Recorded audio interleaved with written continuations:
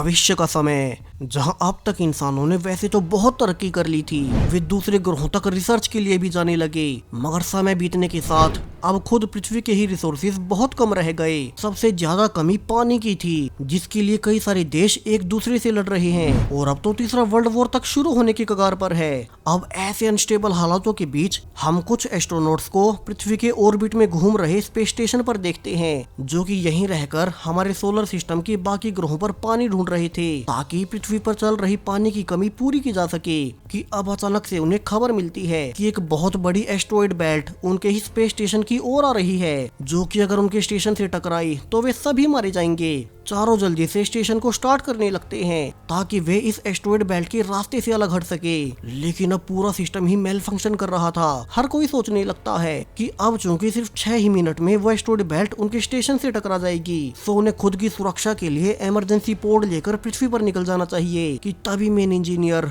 आखिरी वक्त पर सिस्टम मेल फंक्शन ठीक कर लेता है और वे फाइनली एस्ट्रॉइड की लाइन से दूर हटकर बच ही गए। पूरा क्रू खुश था कि सब कुछ सेफ रहा। दरअसल उन्हें इस स्टेशन पर आए पूरे 500 दिन बीत चुके हैं और 500 ही और दिन तक उन्हें स्टेशन पर रहकर अपनी रिसर्च पूरी करनी थी। तब तक उन्हें पता भी चल जाएगा कि उन्हें कौन से नए ग्रह पर पानी मिला है। अब यहाँ से 500 दिन पहले का समय दिखाया जाता है, जब प्रेसिडेंट ने खुशी खुशी ये स्पेस मिशन लॉन्च किया था। ये स्पेस मिशन मानव इतिहास के सबसे इम्पोर्टेंट मिशन में से एक है, जहाँ की 4 एस्ट्रोनॉट्स को 100 दिनों तक स्पेस स्टेशन पर रहकर रिसर्च पूरी करनी थी। इस पूरे मिशन को कमांडर विंसेंट लीड करेंगे, जो कि पास्ट में काफी एक्सपीरियंस वाले एस्ट्रोनॉट रहे हैं। वे मंगल ग्रह पर लैंड करने वाले दूसरे इंसान थे और अब जब पृथ्वी इतनी गंभीर समस्या से गुजर रही है, तो वे इस इम्पोर्टेंट मिशन की सबसे बेस्ट चॉइस थे। दरअसल दुनिया भर के वैज्ञानिक मंगल मिशन के बाद सोलर सिस्टम के अलग अलग ग्रहों पर अपने प्रोब भेजने लगे, ताकि जहां भी उन्हें पानी होने के सबूत मिले, वहीं विंसेंट की अगुवाई में बाकी एस्ट्रोनॉट्स को भेजा जा सके। और चूंकि दूसरे ग्रहों के मिशन पर जाने में बहुत से दिन लगेंगे, इसलिए चुने गए एस्ट्रोनॉट्स को एक लंबे समय तक स्पेस सेंटर पर रखा जाएगा, ताकि वे इस लंबे स्पेस ट्रैवल के लिए खुद को तैयार कर सके। अब विंसेंट के बाद क्रू में दूसरा मेंबर जॉन होगा, जो कि एक इंजीनियर है और उनके मिशन में कोई भी टेक्निकल इशू होने पर जॉन ही उसे टैकल करेगा। तीसरी मेंबर जस्टिन थी, जो कि शिप के एनर्जी रिसोर्सेज को संभालेगी। इसके बाद चौथी और आखिरी मेंबर एंड्रिया, जो कि शिप पर रहकर सारे साइंटिफिक एक्सपेरिमेंट करेगी कि कैसे वे दूसरे ग्रहों पर मिले पानी को इंसानों के पीने लायक बना सके। वही एंड्रिया ही क्रू मेंबर्स की साइकोलॉजिकल डॉक्टर रहेगी, क्योंकि उसे इस फील्ड में भी डिग्री हासिल है। अब स्पेस स्टेशन पर जाने से पहले विंसेंट इंटरव्यू में कहता भी है कि वो मंगल ग्रह पर जाने वाला दूसरा इंसान बना है, मगर वो बाकी के प्लैनेट्स पर जाने वाला पहला एस्ट्रोनॉट बनना चाहता है।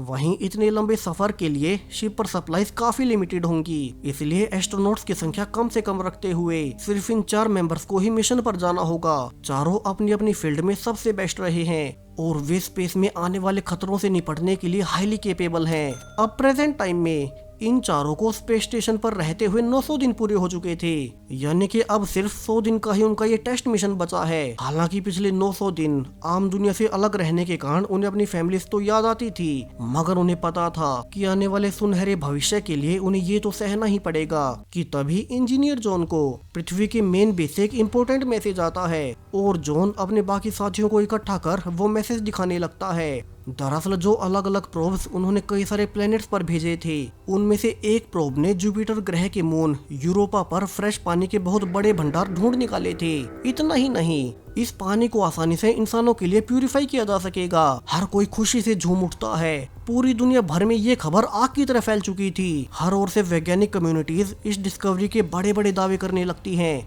कि इंसानी प्रजाति इस डिस्कवरी के बाद और तेजी से तरक्की करेगी। अब वे जिंदा रहने के लिए सिर्फ एक पृथ्वी प्लेनेट पर निर्भर नहीं रहेंगे। प्रेसिडेंट भी अनाउंस कर देती है कि जो टीम अभी स्पेस स्टेशन पर 1000 दिन के टेस्ट मिशन पर गए हैं, वे ही वापिस आने के बाद अब सीधा जुपिटर ग्रह के मून यूरोपा पर भेजे जाएंगे, ताकि वे वहां जाकर बाकी इंसानी बस्तियों को सेटअप करने की नींव रखें और उन्हें बाकी का इम्पोर्टेंट डेटा प्रोवाइड करें। ऊपर स्पेस सेंटर में भी आज चारों एस्ट्रोनॉट्स काफी खुश थे।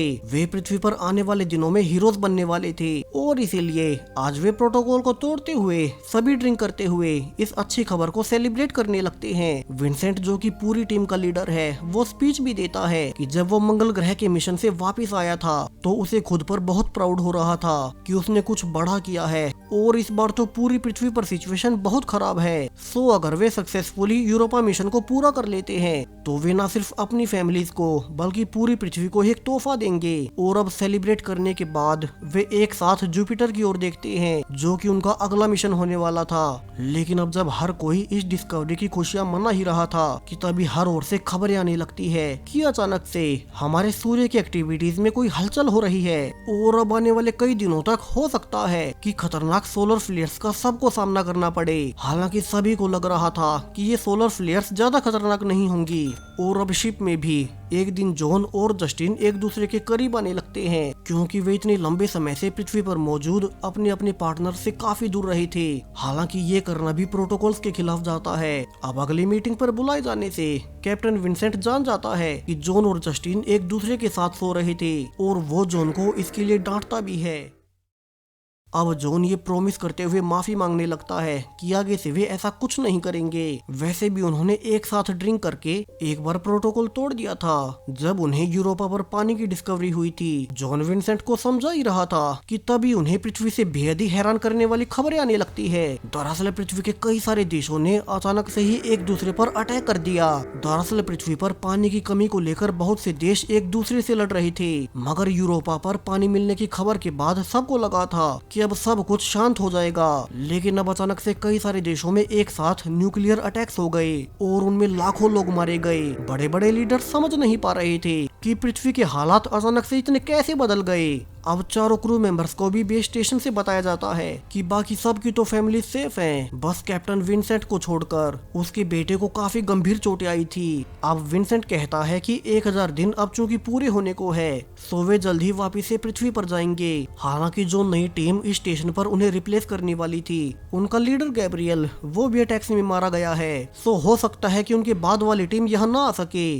अब ये सुनते ही एंड्रिया अकेले में जाकर रोने लगती है, क्योंकि जिस गैब्रियल के मारे जाने की खबरें आ रही थी, एंड्रिया उससे रिलेशनशिप में थी और वे जल्द ही शादी भी करने वाले थे।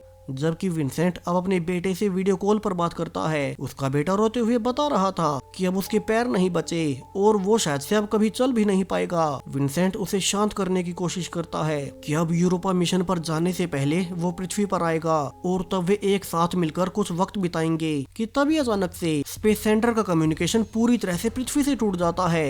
एंड्रिया देखने भी जाती है कि अचानक से ये क्या हुआ और तभी जॉन सभी को विंडो पर आने को कहता है। वो नीचे पृथ्वी पर कुछ ऐसा देख रहा था जो कि काफी भयानक था। अब वे सभी देखते हैं कि अब अचानक से पूरी ही पृथ्वी पर हर ओर बहुत बड़े धमाके हो रहे थे।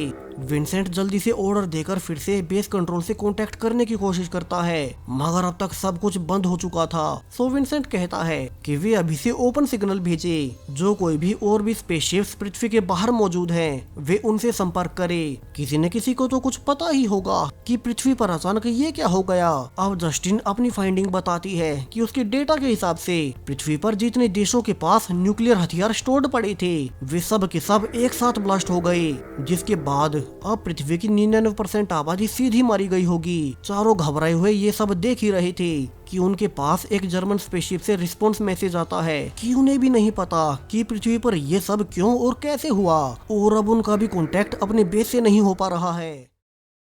जॉन रिप्लाई करता है कि वे अपने बेस से कांटेक्ट करने की कोशिश जारी रखें और वे भी ऐसा ही करेंगे। इसी बीच जॉन कहता है कि अब उनके मिशन का कोई फायदा नहीं, उन्हें भी इमरजेंसी पोड लेकर वापिस से पृथ्वी पर चले जाना चाहिए। लेकिन विंसेंट के अनुसार वे जाएंगे कहाँ? उन्हें तो नीचे से किसी का रिप्लाई तक नहीं मिल रहा, क्या पता वहाँ कोई जिंदा बचा भी हो गया नहीं। सो उन्हें यहीं पर रुककर कोशिश जारी रखनी होगी कि कैसे भी करके उनका पृथ्वी से कम्युनिकेशन हो जाए और उन्हें कंफर्म हो सके कि पृथ्वी पर लैंडिंग के लिए सेफ लोकेशंस कहाँ मौजूद हैं। और अब धीरे धीरे इस घटना को पूरे 6 दिन बीत जाते हैं, लेकिन अब तक क्रू को पृथ्वी से कहीं कोई रिस्पॉन्स नहीं मिलता।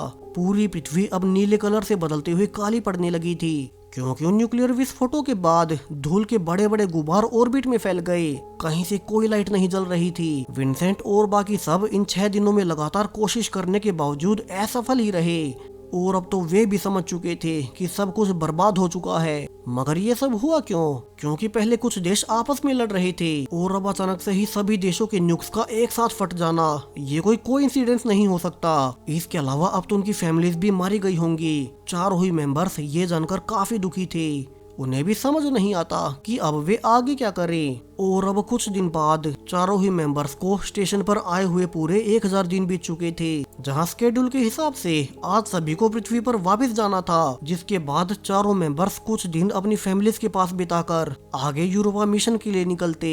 लेकिन अब वापस लौटने को कोई घर ही नहीं बचा था कि तभी स्टेशन पर एक अलार्म बजने लगता है। एआई असिस्टेंट अनाउंस करता है कि उनके स्टेशन के इकलौते एस्केप पोड को पृथ्वी पर लॉन्च करने की प्रक्रिया शुरू हो चुकी है। सभी देखते हैं कि एस्केप पोड से कौन भाग रहा है और उन्हें रिवील होता है कि ये कोई और नहीं बल्कि उनका लीडर विंसेंट था, जो कि बाकी तीनों को बिना बताए अकेला ही पृथ्वी के लिए निकल रहा था। अब सभी जल्दी से विंसेंट को रोकने भागते हैं क्योंकि उनके पास ये इकलौता एस्केप पोड बचा है और उसके बाद कभी कोई यहाँ से निकल नहीं पाएगा। लेकिन अब जॉन ने कैप्टन विंसेंट को तो पोड से निकाल लिया था, मगर लॉन्चिंग प्रोसेस कैंसिल करने में देरी हो गई और वो एस्केप पोड अब बिना किसी पैसेंजर के ही पृथ्वी पर लैंडिंग के लिए निकल गया।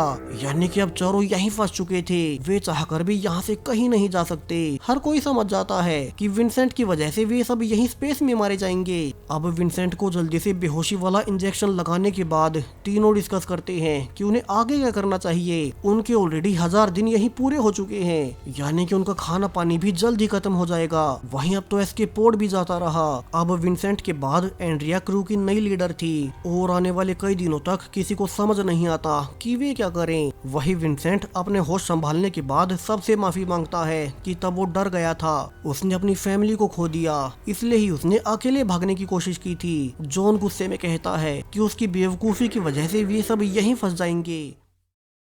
हालांकि एंड्रिया बीच बचाव करती है कि अब उनके आपस में लड़ने से कुछ नहीं बदलने वाला, सो उन्हें ठंडे दिमाग से आगे की प्लानिंग करनी होगी। वो बचे हुए खाने और पानी की रिपोर्ट देती है कि अगर वे अपने खाने और पानी को ढंग से राशन करे तो वे आने वाले 25 दिनों तक सरवाइव कर पाएंगे। और उससे पहले उन्हें उम्मीद करनी होगी कि पृथ्वी पर किसी भी देश की स्पेस एजेंसी अभी भी बची हुई हो और उनसे कॉन्टेक्ट होने पर वे उनके लिए रेस्क्यू मिशन भेज दे। अब सबको पता था कि जो संभावनाएं एंड्रिया बता रही है उनका पूरा हो पाना बहुत मुश्किल होगा। सो जस्टिन, जो कि अब तक जीने की उम्मीद खो चुकी थी, उसे पता था कि उसकी पृथ्वी पर फैमिली तो वैसे भी मारी गई। सो अब आखिरकार वो स्पेस स्टेशन से खुद ही बाहर कूद जाती है। उसे देखकर हर कोई दुखी था कि उन्होंने अपना एक साथी खो दिया और जॉन विंसेंट को मारने लगता है क्योंकि उसी की वजह से उनका इकलौता एस्केप पोड चला गया था। कि तभी उन्हें एक रशियन स्पेसशिप से मैसेज आता है कि सोलर फ्लेयर के हिट होने से उसके सभी क्रू मेंबर्स मारे गए हैं और अब वो अपने एस्केप पोड में अकेला ही बचा है। सो वो उनके स्टेशन पर आना चाहता है क्योंकि उसे भी नहीं पता कि वो नीचे पृथ्वी पर कहां लैंड करे। अब यहाँ स्टेशन में तो सब वैसे ही मर रहे थे, सो वे बिना वक्त गवाए उसे अपने स्टेशन से डॉक करने की इजाजत दे देते हैं। और उस रशियन एस्ट्रोनॉट केल्विन को अंदर लाने के बाद एंड्रिया नोटिस करती है कि इसकी भी हालत रेडिएशन की वजह से बहुत खराब है और केल्विन ज्यादा दिन तक सरवाइव नहीं कर पाएगा। लेकिन अब उनके पास यहाँ से निकलने का मौका था। विंसेंट रिवील करता है कि जिस शिप में ये रशियन एस्ट्रोनॉट आया है उसमें भी एक एस्केप पोड मौजूद है, लेकिन वो काफी छोटा है और उसमें सिर्फ 3 ही लोग नीचे जा सकेंगे। सो उन्हें जल्द से जल्द फैसला करना होगा कि वे इस रशियन एस्ट्रोनॉट केल्विन के साथ क्या करें, क्योंकि वो खुद तो अपने एस्केप पोड में बाकी तीनों को जाने नहीं देगा। अब जॉन सुझाव देता है कि उन्हें केल्विन को बिना बताए यहाँ से निकल जाना चाहिए, लेकिन एंड्रिया इसके लिए मना कर देती है क्योंकि अगर वो यहाँ नहीं आता तो वे वैसे भी मर रहे थे, तो उन्हें कुछ दिन इंतजार करना चाहिए। वहीं अब समय बीतने के साथ उस रशियन एस्ट्रोनॉट केल्विन की हालत में भी सुधार आ गया था क्योंकि डॉक्टर एंड्रिया उसे अच्छे से ट्रीट कर रही थी। वहीं जॉन ट्राई भी करता है कि वे उस छोटे से एस्केप पोड में चारों चले जाएं, मगर ये तो कैसे भी पॉसिबल नहीं था। वहीं बाकी सब केल्विन से पूछते हैं कि पृथ्वी पर अचानक से इतने धमाके क्यों हुए और क्या उसे इसका रीजन पता है। अब केल्विन उन्हें बेहद ही हैरानी वाली बात रिवील करता है, दरअसल जो कुछ भी पृथ्वी पर हुआ वो सब किसी इंसानी लड़ाई की वजह से नहीं था, बल्कि केल्विन के अनुसार वो सब कुछ किन्हीं बाहरी जीवन की ओर से किया गया है, यानी कि एलियन लाइफ फॉर्म। वो बताता है कि रशियन स्पेस एजेंसी को कुछ ही समय पहले यूरोपा पर एलियन टेक्नोलॉजी से बने स्ट्रक्चर्स मिले थे और उसी के बाद पहले अचानक से सोलर फ्लेयर आ गई और जब उसे कुछ नहीं हुआ तो पृथ्वी पर रखे सभी न्यूक्लियर बॉम्ब्स ही ब्लास्ट हो गए। जॉन भी भागकर देखता है कि केल्विन का कहना बिल्कुल सही था। जॉन का प्रोब यूरोपा पर गया था, उसने भी कुछ ऐसी ही डिटेल्स भेजी हैं और यहाँ से तो अब पूरे क्रू को धीरे धीरे सब कुछ समझ आ गया था कि उन्हीं की तरह कोई एडवांस्ड एलियन लाइफ फॉर्म होगी जिसे भी अपने लिए रिसोर्सेज चाहिए। और जब इंसानों को यूरोपा पर पानी मिला तो वो एलियन लाइफ फॉर्म नहीं चाहती थी कि इंसान वहाँ पर भी अपनी बस्तियां बनाए, इसलिए उन्होंने पृथ्वी को ही तबाह कर दिया। हर किसी को लगा कि अलग अलग देश आपस में न्यूक्लियर अटैक कर रहे हैं, मगर ऐसा था नहीं। अब चारों डिस्कस करते हैं कि उन्हें आगे क्या करना चाहिए। हालांकि उनके डेटा के हिसाब से पृथ्वी के कई सारे हिस्से अभी तक भी सेफ थे, यानी कि वहाँ के लोग भी जिंदा बच गए होंगे और शायद वहीं पर वे सुरक्षित लैंड भी कर पाएंगे। वहीं अगर वे अपना कोई भी मिशन यूरोपा पर नहीं भेजेंगे तो शायद से वेलियंस उन पर दोबारा अटैक न करें। अब तक पृथ्वी की आबादी 99% तो वैसे भी मर चुकी थी, सो जो रिसोर्सेज पृथ्वी पर बचे हैं बाकी के 1% लोग उनमें गुजारा कर लेंगे। यहाँ केल्विन एंड्रिया को स्पेशल थैंक्स बोलता है जो उसने उसका इलाज किया, वरना तो वे उसके एस्केप पोड के लिए उसे मरने के लिए छोड़ सकते थे। जबकि विंसेंट और जॉन डिस्कस कर रहे थे कि वे लैंड करने के लिए पृथ्वी पर सबसे सेफ हिस्सा कौन सा होगा, और आने वाले कई दिनों तक सभी इसी रिसर्च में लगे रहते हैं कि वे लैंड कहाँ करेंगे। उन्हें ये भी याद रखना था कि लैंडिंग के वक्त उनकी कोई मदद करने वाला नहीं होगा, क्योंकि जितना उन्हें अंदेशा था किसी भी देश की स्पेस एजेंसी अभी इतने दिनों बाद तक भी एक्टिव नहीं हो पाई है। और उन्होंने फाइनली एक जगह को लैंडिंग के लिए सिलेक्ट कर लिया था। जबकि विंसेंट अनाउंस करता है कि चूंकि केल्विन के एस्केप पोड में 3 से ज्यादा लोग नहीं जा सकते तो वो अकेला ही यहीं रुकेगा। वैसे भी उसी की वजह से उनका एक एस्केप पोड दूर चला गया और वो टीम का लीडर भी था, सो वो अपनी टीम के लिए खुद का सैक्रिफाइस करने को तैयार है। वो जाने से पहले जॉन को एक लेटर भी देता है कि अगर उसका बेटा अभी तक पृथ्वी पर जीवित मिले तो जॉन विंसेंट का आखिरी लेटर उसके बेटे को दे दे। और इसके बाद अब जब वे गुड बाय बोलकर निकलने ही वाले थे कि जॉन विंसेंट को कहता है कि वो ये लेटर खुद ही अपने बेटे को दे। दरअसल जॉन इन सब में सबसे ज्यादा टेक्निकल जानकारी रखता है और उसने फैसला कर लिया था कि वो यहीं स्पेस में रहकर उन एलियन स्ट्रक्चर्स पर रिसर्च करना चाहता है, ताकि अगर वे पृथ्वी की ओर आए तो इंसानों को उनके बारे में कुछ तो जानकारी हो। वैसे भी सबके जाने के बाद यहाँ अकेले जॉन ही होगा और बचे हुए खाने से वो 1 महीने से ज्यादा समय तक सरवाइव कर लेगा। और वो समय समय पर उन एलियन स्ट्रक्चर्स का सारा डेटा नीचे एंड्रिया तक पहुंचाता रहेगा। यहाँ बाकी सब जानते थे कि ऐसा करना ही सही रहेगा और वे जॉन को यहीं स्टेशन पर छोड़ बाकी तीनों अब केल्विन के एस्केप पोड में बैठकर नीचे अर्थ पर जाने के लिए निकल पड़ते हैं, यानी कि वे तो सेफली नीचे पहुंच ही जाएंगे। और ऊपर स्पेस स्टेशन में जॉन अपनी रिसर्च में लग चुका था। इसी होपफुल एंडिंग के साथ ये कहानी यहीं पर खत्म हो जाती है। सो वीडियो पसंद आया हो तो चैनल को सब्सक्राइब करें और भी ऐसे ही वीडियोस के लिए। Thank you.